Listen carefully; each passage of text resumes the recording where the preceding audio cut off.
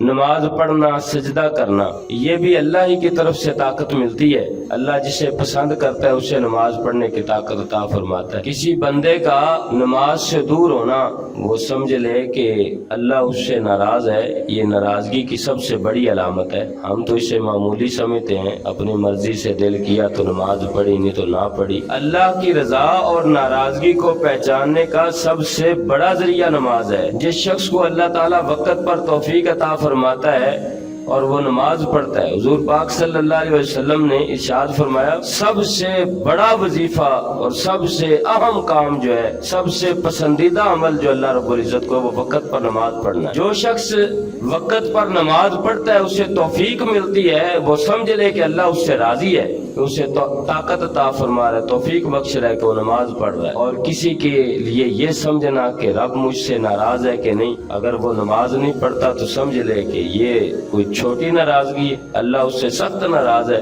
کہ اس سے سجدے کی توفیق بھی چھین لی، اسے اپنی بارگاہ میں سجدے کی توفیق بھی نہیں دی، تو یہ بڑی ناراضگی کی بات۔